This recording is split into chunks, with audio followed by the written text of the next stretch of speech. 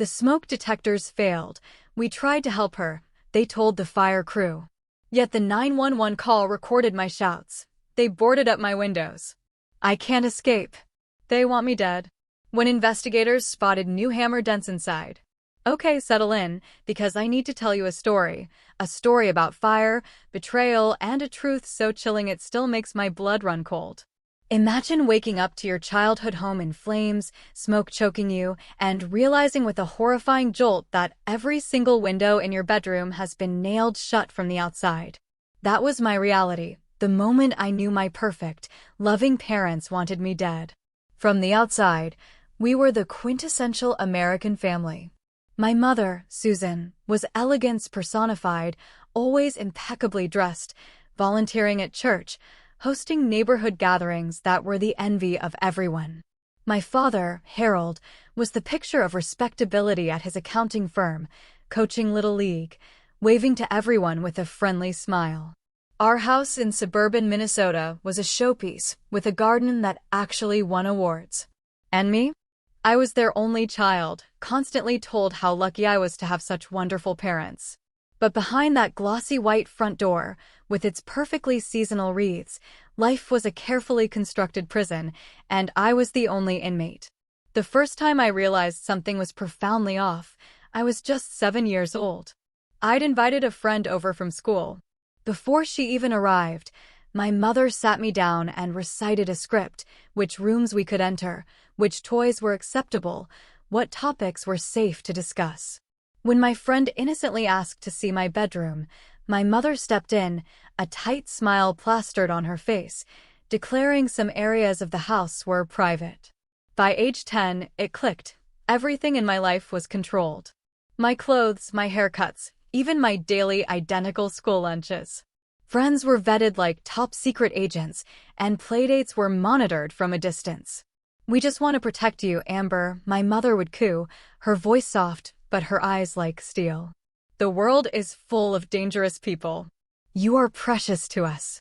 I vividly remember the day I discovered my bedroom window was locked. I was 10, a beautiful spring day, and I just wanted to feel the breeze. But the window wouldn't budge. My father, ever so reassuring, ruffled my hair and explained they'd installed special safety locks to keep bad people out. And to keep our curious little girls safe inside, he added. At the time, it made perfect sense. I believed they loved me. I believed everything they did was for my protection. Even when things felt strange or restrictive, I convinced myself it was normal because what else did I have to compare it to? At school, I was a star student, always delivering the perfect grades my parents demanded. My teachers praised my intelligence, but they never saw the quiet panic that gnawed at me over anything less than an A, knowing the silent, crushing disappointment that would follow at home. Extracurriculars? Forbidden. My mother called them unnecessary distractions. Sports were too dangerous. Drama club would expose me to questionable influences. Even band practice interfered with our sacred, unalterable family dinner time. My father rarely contradicted my mother. Sometimes, he'd give me sympathetic glances when she laid down a new rule, but he never intervened. Occasionally, I'd catch him watching me with this deep sadness in his eyes. When I'd ask what was wrong, he'd quickly snap back to a smile. "Nothing, sweetie. Just thinking about how fast you're growing up." When I was 13, I finally got to visit a classmate's house, Sarah's, for a school project. My mother had only allowed it because Sarah's parents were doctors with impeccable reputations, which apparently met her stringent criteria. At Sarah's house, I watched, jaw practically on the floor, as she just opened the fridge to grab a snack, no permission needed. She played music in her room with the door closed. She casually mentioned soccer practice, and her mom just nodded and told her to have fun. On the ride home, I sat in the back seat of my mother's car, silent. A new, terrifying understanding was forming in my mind. My family was not like others. This wasn't normal protection, it was something else. But I pushed the thought away. They just loved me more, I told myself. Asterisk cared more deeply. Wanted to ensure nothing bad ever happened to me. Asterisk that night, my curiosity got the better of me. I tried to open my bedroom window again. And that's when I discovered it wasn't just locked. It was sealed shut. I could see evidence of some kind of adhesive around the edges. When I pressed my face against the cold glass, looking down at our perfectly manicured lawn, a strange sensation bloomed in my stomach. Not just the trapped feeling I'd grown accustomed to, but something deeper. Something like dread. "Mom," I asked casually at breakfast the next morning, trying to keep my voice light, "why is my window sealed shut?" She didn't even look up from arranging fruit on my plate in a perfect, geometric pattern. We had a problem with drafts. The heating bill was outrageous last winter. It was June. We hadn't used the heating system in months. But I just nodded and ate my geometrically arranged breakfast, pretending to accept the explanation. That was the first time I consciously recognized my mother was lying to me.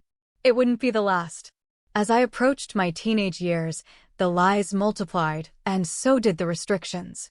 Each one presented as a loving gesture of protection. Each one tightening the invisible cage around me. By 15, my desire for independence violently clashed with my parents' escalating control. While other teenagers were negotiating curfews and dating privileges, I was fighting for the basic right to walk to the mailbox alone. My mother had installed a tracking app on my phone that monitored my location every single minute. If I deviated even slightly from my approved routes between home and school, my phone would immediately ring. "Where are you?" my mother would demand, without even a greeting. "The app shows you're 2 blocks from your usual path." The first time, I'd stopped to pet a neighbor's dog. The second, I ducked into a convenience store to escape a sudden rain shower. After the third violation, my father began driving me to and from school every day, eliminating even those tiny moments of autonomy. At 16, I discovered cameras. Hidden throughout the house. Not obvious ones, but tiny devices camouflaged in smoke detectors, picture frames, even my desk lamp. I found the first one by accident while changing a light bulb. My hands shook as I examined the tiny lens, my mind racing, replaying all the private moments that had been observed without my knowledge. When I confronted my parents at dinner that night, my mother's reaction was bone-chilling. "You wouldn't need to be monitored if we could trust you," she said calmly, continuing to cut her chicken into precise, identical pieces. "Your behavior has been concerning lately. Your father and I have discussed having you evaluated." "Evaluated for what?" I asked, my voice rising despite my efforts to stay calm. "For wanting privacy? For being a normal teenager." My father cleared his throat. "Your mother thinks you might be developing some psychological issues, Amber. The secretive behavior, the mood swings. We're worried about you." It was the first time they'd openly suggested there was something wrong with me. But it would become their favorite tactic. Any resistance to their control was framed as evidence of mental instability. Any request for normal teenage freedoms was interpreted as a troubling sign. My mother started telling extended family members I was struggling emotionally. She implied to neighbors I had behavioral problems. She even scheduled appointments with our family doctor where she'd describe symptoms I never experienced, speaking about me as though I weren't sitting right beside her. "She has these episodes," my mother would say, her voice lowered with practiced concern. "Irrational outbursts, paranoid thoughts. We're at our wits' end." I would try to defend myself, to explain I was perfectly fine, just increasingly frustrated by their restrictions. But my protests only reinforced their narrative, troubled, in denial. Around this time, the window security in my bedroom intensified. The simple locks were replaced with elaborate mechanisms that required keys my parents kept. Metal bars were installed, disguised as decorative elements, but they were functionally prison bars. The curtains were replaced with heavy versions that blocked all natural light, which my mother claimed would help me sleep better. It was Jessica, my lab partner in chemistry, who first truly recognized something was wrong. We'd become friends despite my limited social interactions, bonding over our shared love of science. She noticed the dark circles under my eyes, my flinching at loud noises, my reluctance to discuss home life. "Amber, are you okay?" she asked one day after class. "Like, really okay?" "Because sometimes you act like someone who's afraid all the time." The simple question broke something open inside me. In that empty classroom, with its familiar smell of chemicals and chalk, I told her everything: the control, the surveillance, the accusations of mental instability, the locked windows. Jessica listened without interruption, her eyes widening. "That is not normal," she said finally. "That is not parents being protective. That is abuse." Hearing the words spoken aloud was both terrifying and validating. Abuse happened in homes with shouting and violence, not meticulously maintained houses with mothers who volunteered at church and fathers who coached Little League. But as Jessica helped me research psychological abuse and controlling behavior, I recognized our family in every description. Jessica tried to help me. She offered to tell her parents, to help me contact authorities. But when my mother discovered our friendship had deepened beyond casual school interaction, she intervened with stunning efficiency. She contacted the school counselor, expressing concerns about Jessica's influence on her vulnerable daughter. She spoke with Jessica's parents, painting me as troubled and unstable. Within weeks, Jessica was no longer my lab partner, and her parents had forbidden her from spending time with me. I was 17 when I made my first escape attempt. I'd secretly saved money from the limited allowance my parents provided, carefully researching bus routes and youth shelters. One night, I packed a small bag and waited until the house was silent.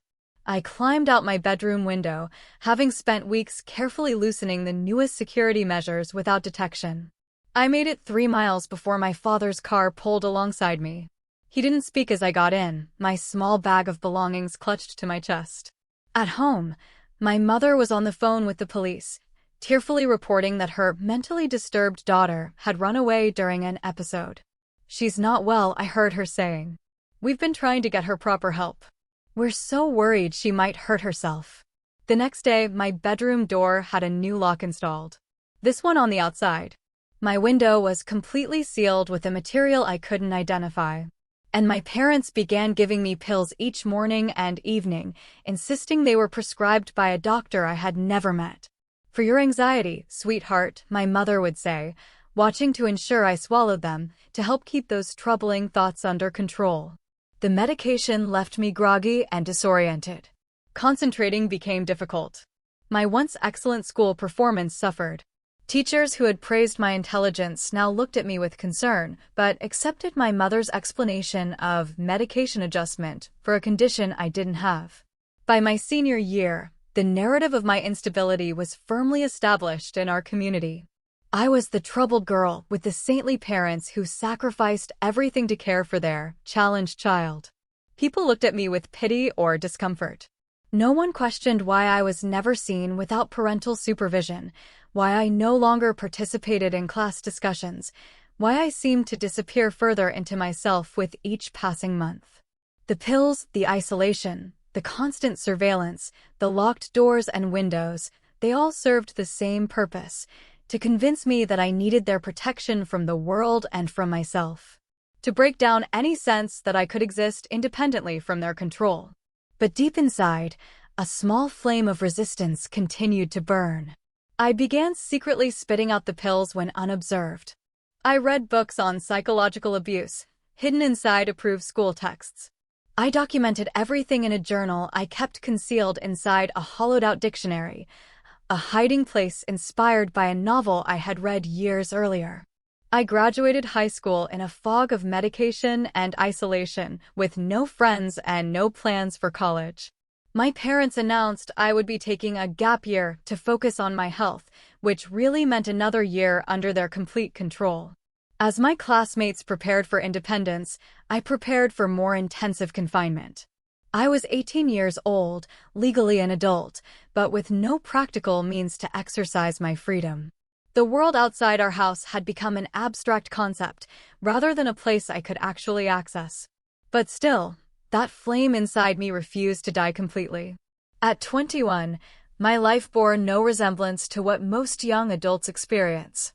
While peers were finishing college, starting careers, or traveling, I existed within the suffocating confines of my parents' control.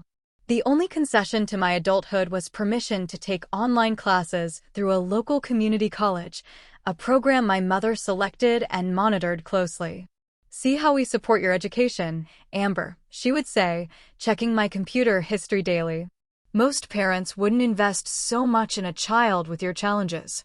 The challenges she referred to were entirely their creation, a narrative so thoroughly established that even I sometimes questioned my own perceptions. Asterisk, was I really unstable? Did I truly need the protection they insisted upon? Asterisk, the doubt was by design, a product of years of gaslighting and isolation. But during my online psychology class, I encountered information about emotional abuse that resonated deeply. I began to understand the tactics my parents employed: isolation, gaslighting, control, monitoring, medication. During lectures, I would mute my computer and silently cry, recognizing my life in the clinical descriptions of abuse victims. My professor, Dr. Matthews, noticed my exceptional work on assignments related to family dynamics and psychological control. During a required video conference, she asked questions that suggested she sensed something beneath my careful responses. I was terrified of saying too much, knowing my mother often stood just outside my door during these calls. But Dr. Matthews seemed to understand. "Amber, there are resources available for young adults transitioning to independence," she said casually at the end of our call. "I'll email you some information. Some of my students find it very helpful." The email contained links about domestic abuse hidden within resources about scholarship opportunities. I understood immediately that she suspected my situation. For the first time in years, I felt seen. I began a secret plan. My online transcription job, approved by my parents because it could be monitored and didn't require leaving the house, paid me directly to a PayPal account. I diverted small amounts to a secret bank account created using information from one of Dr. Matthews' resource links. I researched domestic violence shelters and memorized phone numbers, unable to write them down for fear of discovery. In those months, I also formed my first real connection with a neighbor. Lauren Davis moved into the house next door, a young nurse who worked night shifts at the local hospital. She waved to me when I was allowed into the backyard for supervised fresh air. She noticed how my mother hovered during these brief outdoor moments, how my father always checked the perimeter of our property before I was permitted outside. One day, Lauren approached our fence while my mother was distracted by a phone call. "Is everything okay with you?" she asked quietly. "I don't mean to intrude, but something seems off." Before I could respond, my mother was beside me, arm around my shoulders in what would appear to be an affectionate gesture, but felt like a restraint. "Amber has some special needs," my mother told Lauren with practiced sympathy in her voice. "We have to be very careful with her. Behavioral issues, you understand." Lauren nodded politely, but I saw the doubt in her eyes. She didn't believe my mother, and that small moment of recognition gave me hope. Over the following weeks, I managed to slip Lauren notes through a loose board in the fence during my supervised outdoor time. Brief messages explaining my captivity, begging for help. Lauren responded, leaving tiny folded papers in the same gap. She believed me. She was willing to help. We developed a plan for her to contact authorities with my detailed accounts of abuse. But my parents discovered our communication. I never learned how, whether it was surveillance footage from one of their hidden cameras or simply my mother's constant vigilance. One evening, my father entered my room holding one of Lauren's notes. "Who is trying to take you away from us, Amber?" he asked, his voice eerily calm. "Who has been feeding your delusions?" That night, they took everything: my computer, my phone, even the books from my online classes.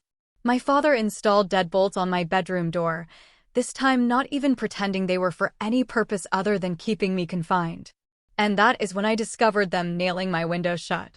I woke to the sound of hammering late at night.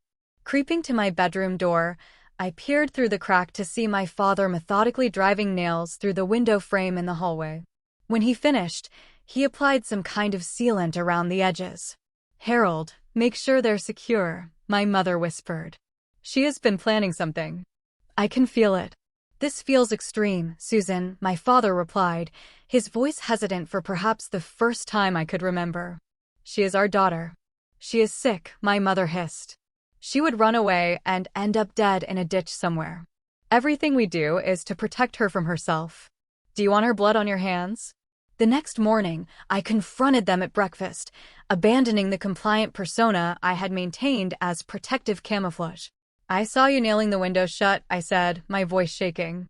Why are you doing this? My mother's face showed no surprise, only calm resolution. To protect you from yourself, Amber. Your recent behavior shows you're having another episode. What happens if there's a fire? I asked.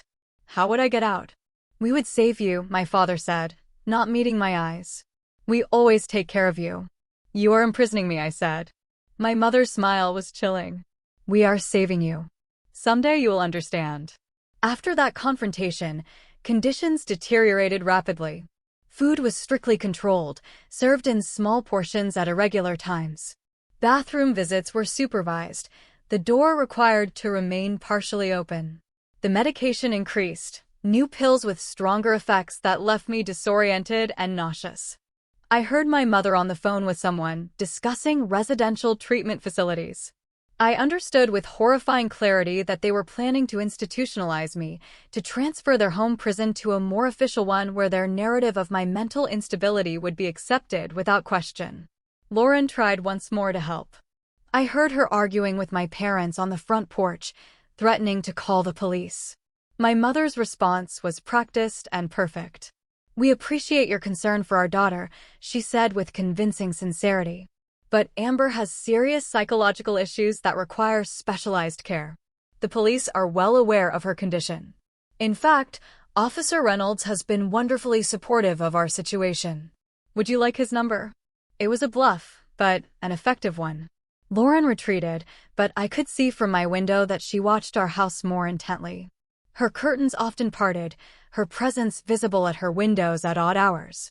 My health began to deteriorate from stress, insufficient nutrition, and the side effects of unnecessary medication. I lost weight. My hair began to fall out. Sleep was elusive, broken by nightmares when it came at all. Yet, despite my weakened state, my resolve strengthened. I understood with perfect clarity that I needed to escape, or I would die in that house, either from their direct actions or from the slow poison of captivity. I had one remaining lifeline. A prepaid phone I had purchased during a rare supervised shopping trip months earlier, before they had completely restricted my movements. I had hidden it inside a heating vent in my room, only using it when absolutely certain I was unobserved. The battery was low, and I had no charger, but I preserved it for an emergency. I didn't know then how soon that emergency would come, or that it would arrive in the form of flames and smoke that would nearly claim my life. The night that changed everything began ordinarily enough.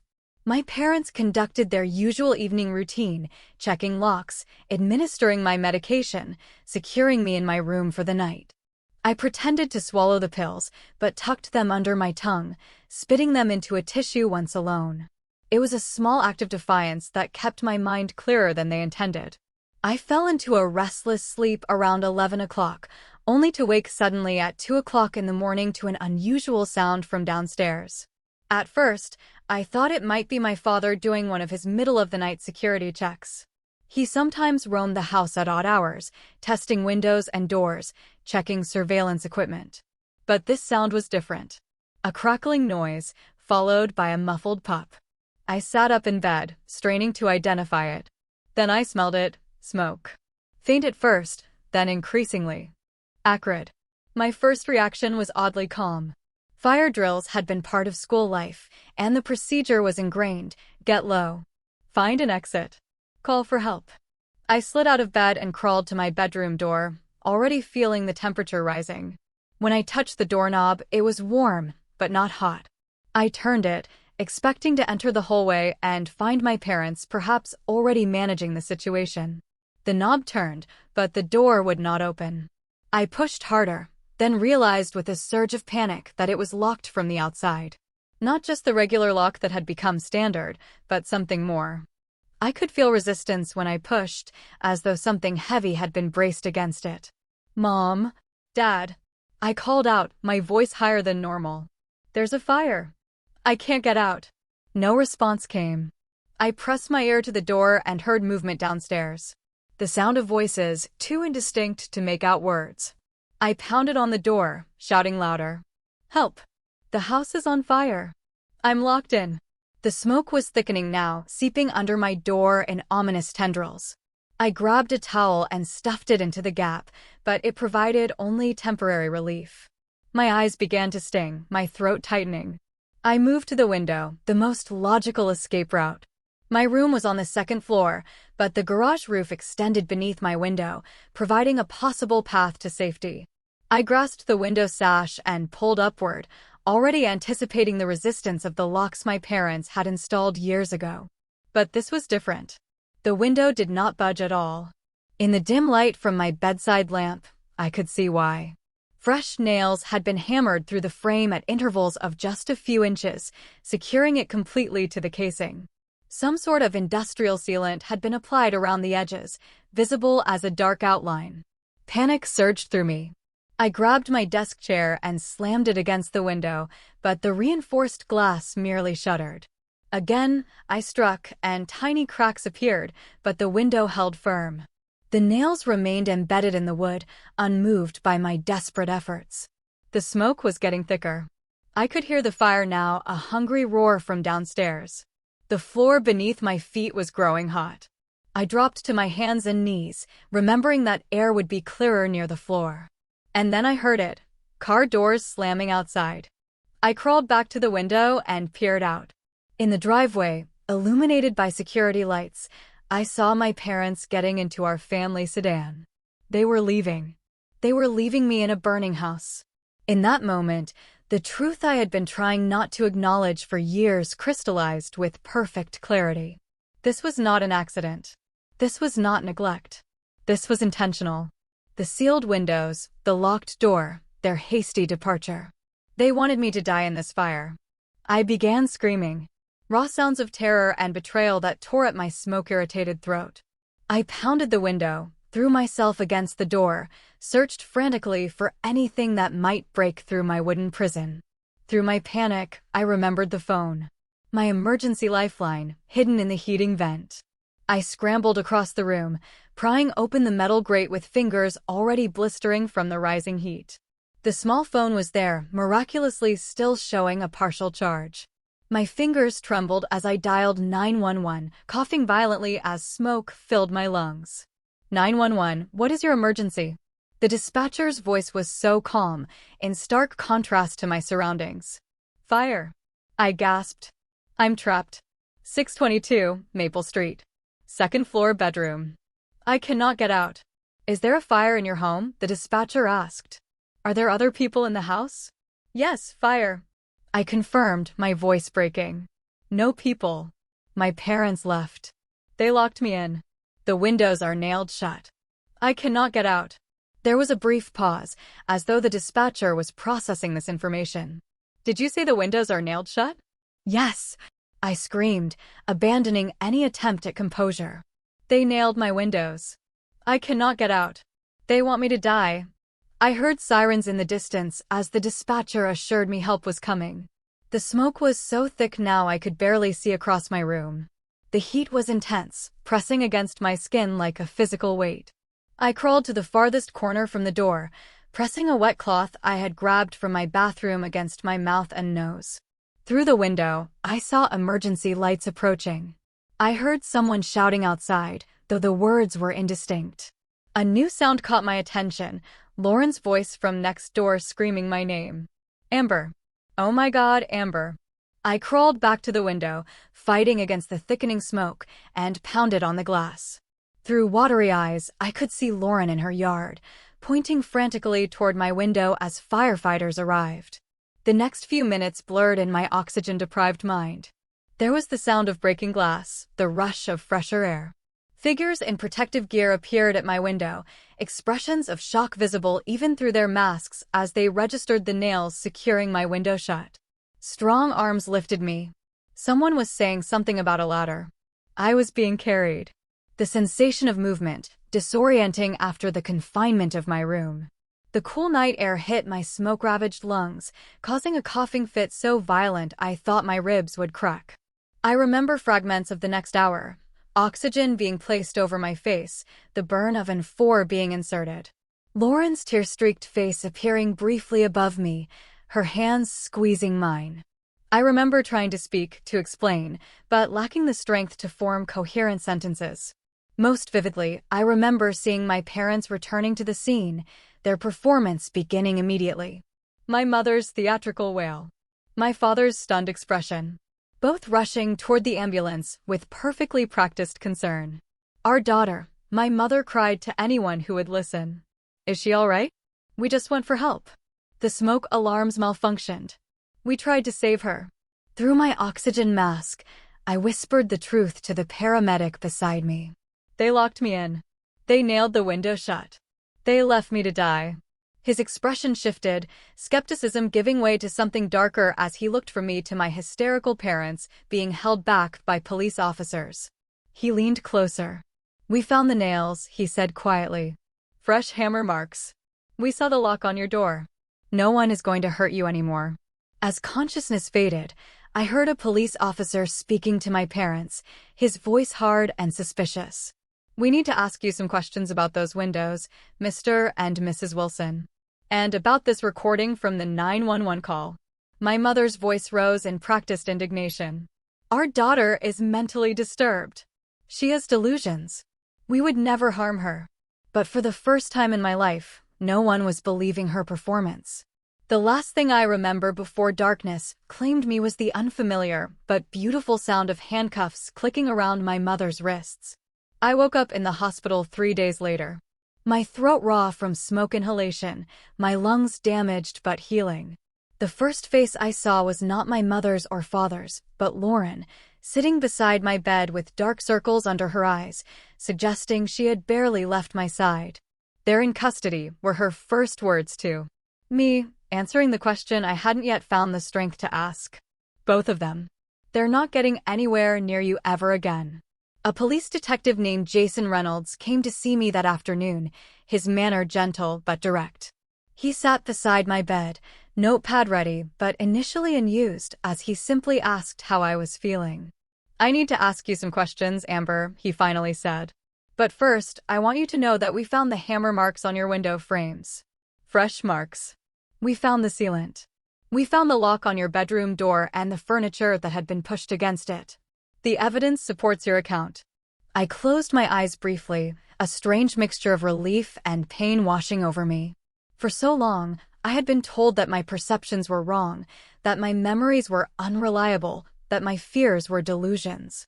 Having external validation of the reality I had experienced was both vindicating and devastating.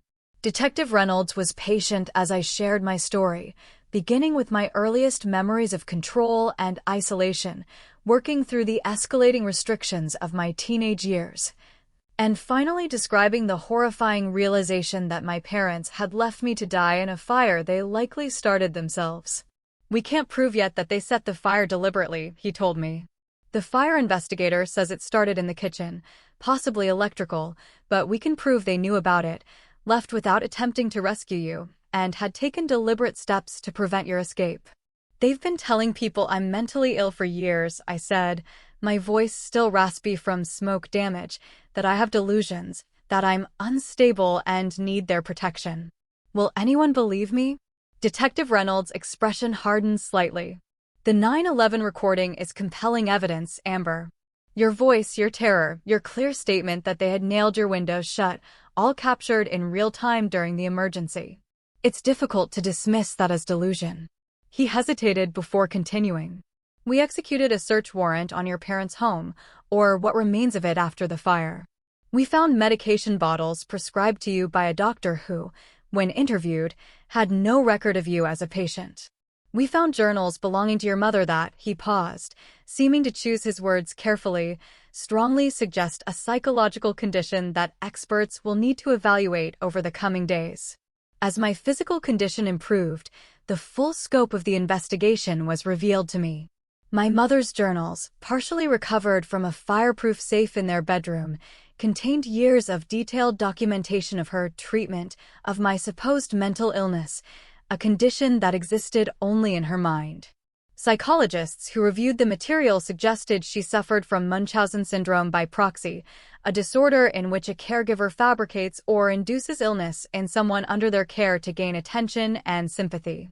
More chilling were the entries from recent months where she wrote explicitly about her fear of losing control over me, of my potential escape into the world, and her determination to maintain a grip on my life, whatever the cost. Your father appears to have been more of an enabler than an instigator, Detective Reynolds explained during one of our interviews. He admitted knowing what your mother was doing was wrong, but claims he was afraid to contradict her. He has been cooperating with the investigation, providing details about the progression of your confinement. Lauren became a key witness, describing her observations of my restricted movements, the supervised backyard visits, the notes I had passed to her, and her unsuccessful attempts to get authorities to investigate before the fire. She brought forward our written communications, preserved despite my parents' discovery of some of them. I should have done more, she told me tearfully during one hospital visit. I knew something was terribly wrong, but I didn't know how to help without making things worse. You did help, I assured her. You were the only one who saw through their facade. You were the only one who believed me. Other neighbors came forward as the case gained attention, sharing observations they had dismissed or rationalized over the years. Mrs. Abernathy from across the street recalled how she never saw me outside alone, how my mother would interrupt if she attempted to speak with me directly. Mr. Jensen, who lived 2 doors down, described an incident years earlier when he heard screaming from our house, only to be convinced by my mother that they had been watching a horror movie with the volume too high.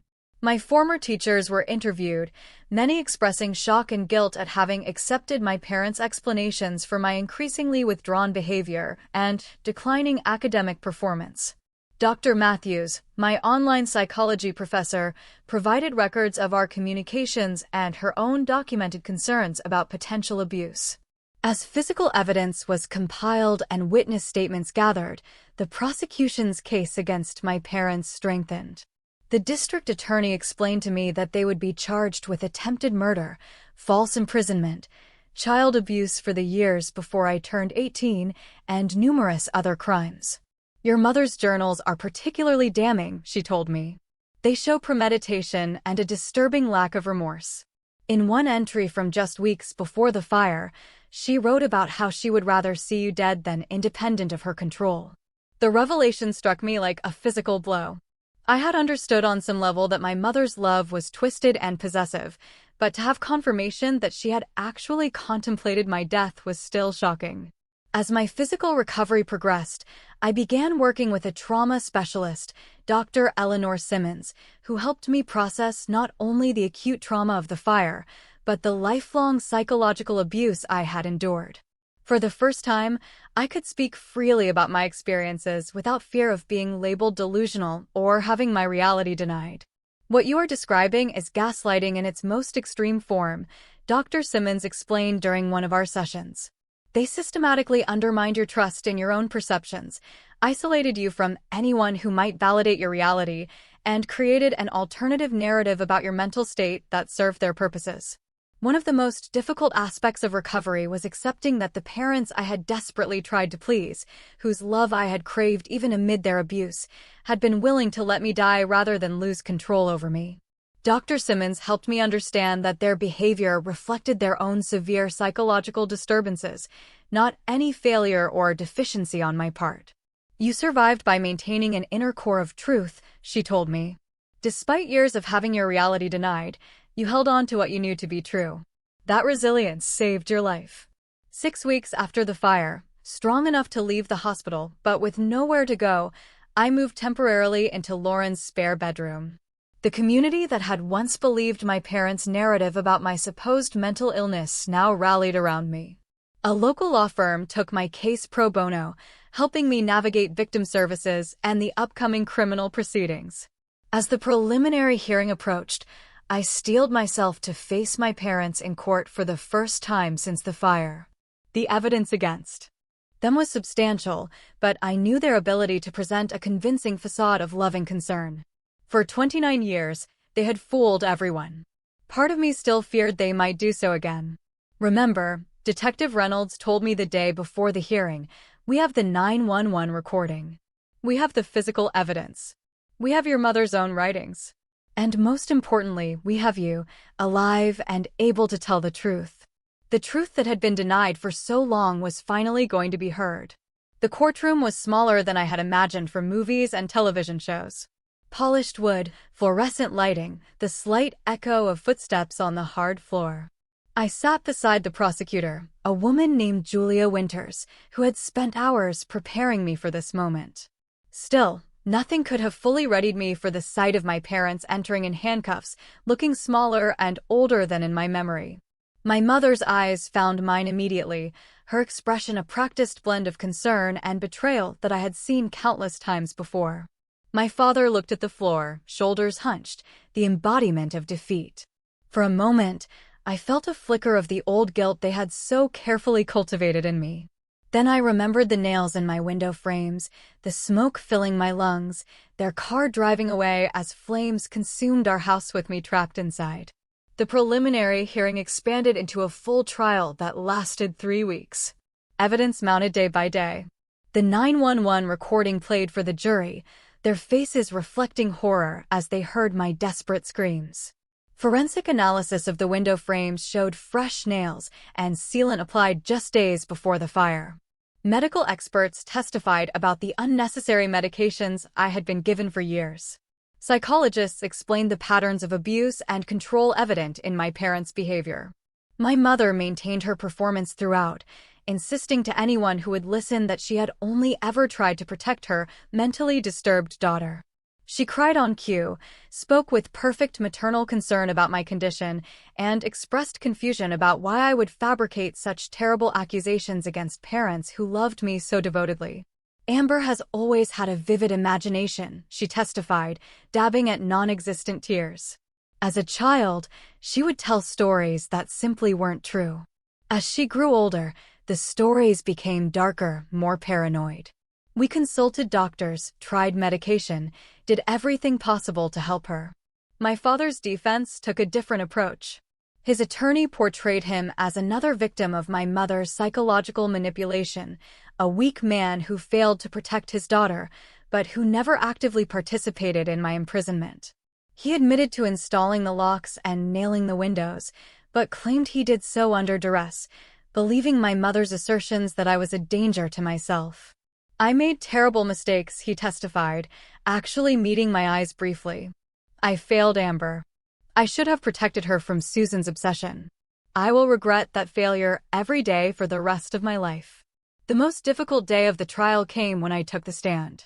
Facing my parents while recounting the years of abuse required every ounce of strength I possessed.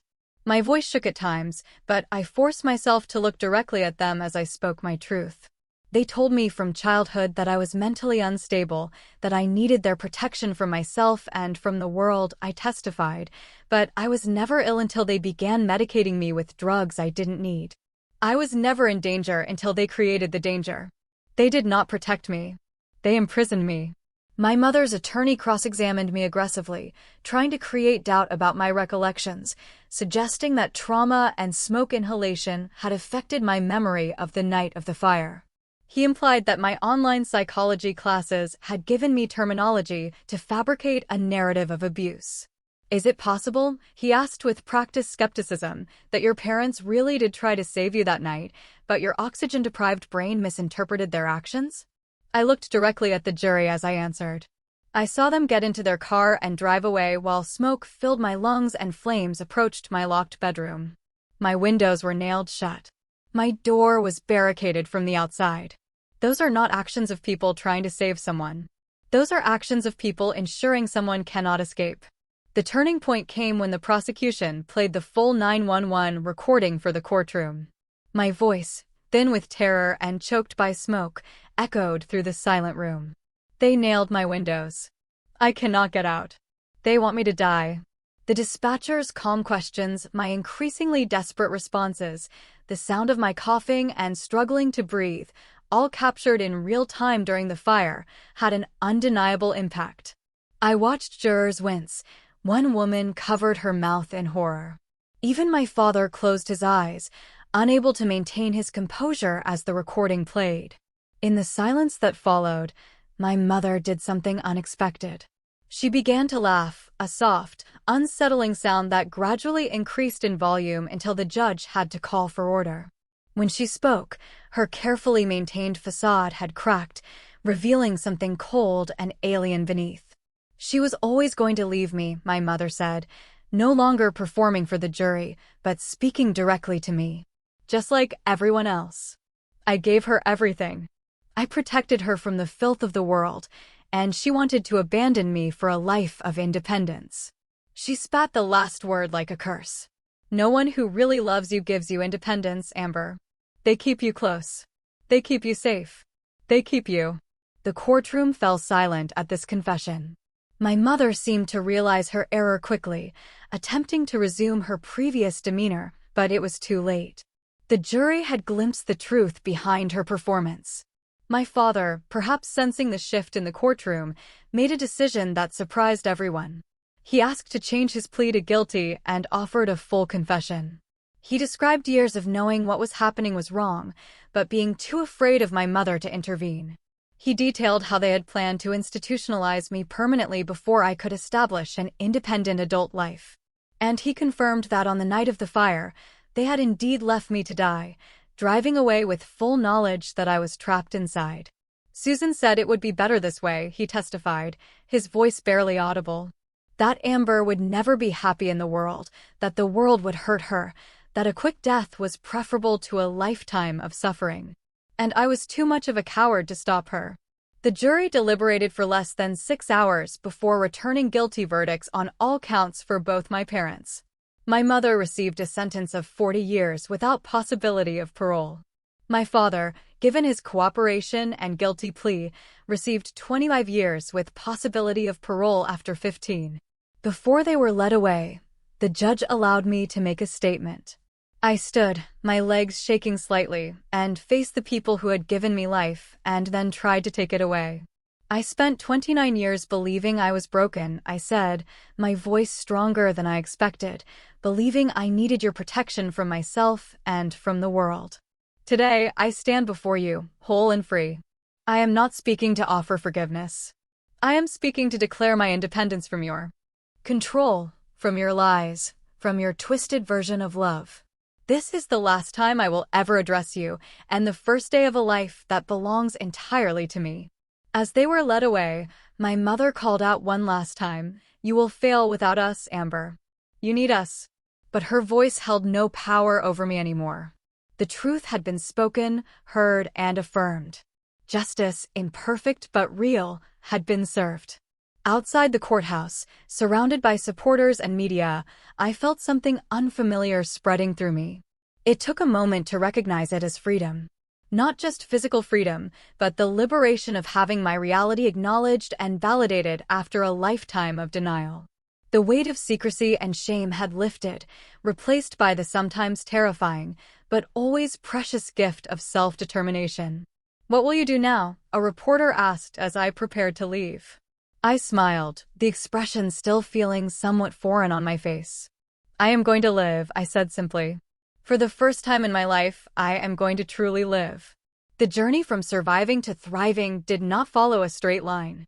There were days when freedom felt overwhelming, when I questioned my ability to navigate a world I had been systematically taught to fear. There were nights when I woke in panic, convinced I was still trapped in that burning room. But with each passing month, those moments became less frequent, less intense. Dr. Simmons continued to work with me, helping me process not only the acute trauma of the fire, but the complex psychological impact of lifelong abuse. Recovery is not about forgetting what happened, she explained during one particularly difficult session. It is about integrating those experiences into your understanding of yourself without allowing them to define your future. Lauren remained a steadfast presence in my life, transitioning from rescuer to roommate to genuine friend. She never pushed me to discuss my experiences, but listened when I needed to talk. She celebrated small victories with me, my first solo trip to the grocery store, my first time driving a car, my decision to finish my degree in psychology. "I thought I was brave until I met you," she told me once. "You redefined courage for me every day." 6 months after the trial, I moved into my own apartment, a small but sun-filled space that I decorated exactly as I wished. The first night alone was terrifying, but I reminded myself that fear was a normal response to new experiences, not evidence that I was incapable of independence, as my parents had claimed. I placed no locks on my bedroom door. Every window could be opened fully. These were not casual choices, but deliberate reclamations of freedom. Each morning, I opened all the windows for at least a few minutes, regardless of weather, just because I could. The fresh air, even when cold or damp, tasted like liberty. The media attention following the trial brought unexpected connections. Other survivors of family abuse reached out to share their stories in solidarity. Organizations working with domestic violence victims invited me to speak about psychological abuse and coercive control. Gradually, I found purpose in helping others recognize and escape situations similar to what I had experienced. 1 year after the fire, I established a small foundation focusing on helping young adults transitioning out of abusive family situations. We provided practical support, legal resources, and most importantly, community. The isolation that abusers create as their first line of control could be broken through connection with others who understood without explanation. "You turned your pain into purpose," Dr. Matthews told me when I invited her to speak at our foundation's first formal event. That is the most powerful form of healing. Not everyone understood my story. Some people still questioned how parents could behave so monstrously, suggesting there must be another explanation. Others implied I should find forgiveness for my own sake, not understanding that for me, freedom from my parents included freedom from any obligation to reconcile with them. I learned to trust my instincts about whom to let into my life. Years of gaslighting had damaged my ability to distinguish between genuine concern and controlling behavior. But with practice and support, my internal warning system grew stronger. I became attuned to red flags, people who pushed boundaries, who questioned my perceptions, who sought to isolate me from others. The most profound lesson I learned was about the nature of love. Real love expands rather than contracts. It creates space for growth rather than confinement. For protection, it trusts rather than suspects. It releases rather than restrains. 3 years after the fire, I completed my master's degree in counseling psychology, specializing in trauma recovery. My thesis on psychological abuse within families drew on both personal experience and extensive research. The day I received my diploma, Lauren and a group of friends surprised me with a celebration that left me speechless with gratitude. "From surviving to thriving to helping others do the same," Lauren toasted. "You are a walking miracle, Amber." But I didn't see myself as miraculous, merely fortunate. Fortunate that Lauren had heard my screams that night. Fortunate that the 911 operator had recorded my desperate words. Fortunate that investigators had found those fresh hammer marks on my window frames. So many abuse victims never get their moment of validation, their chance at justice, their opportunity for a new beginning. Today, my life bears no resemblance to the prison of my first 29 years. I work with trauma survivors, sharing tools for recovery. I travel, experiencing the world my parents insisted was too dangerous for me to enter. I form relationships based on mutual respect rather than control disguised as protection. The nightmares haven't completely disappeared, but they have lost their power to derail my days. The psychological wounds have formed scars that occasionally ache, but no longer bleed. I carry my history not as a burden, but as hard-won wisdom about human capacity for both cruelty and resilience. Perhaps the most powerful realization has been that freedom is not just the absence of physical restraint, but the presence of self-determination. True safety comes not from walls and locks, but from the knowledge that you can trust yourself to navigate whatever challenges arise. Every window in my current home opens fully, without locks or barriers of any kind. That simple fact represents the safety I have created for myself, the safety that comes from within, rather than being imposed from without. On warm summer evenings, I sometimes sit by my open window, feeling the breeze on my face, and acknowledge how far I have traveled from that smoke-filled room with its nailed-shut windows and sealed-off future. If you are watching this and recognize your own life in any part of my story, please know that you are not alone. Trust your perceptions. Document what is happening. Reach out for help, even if previous attempts have failed. Freedom is possible. Healing is possible. A life reclaimed is possible. Thank you for listening to my story. Take care. Good luck.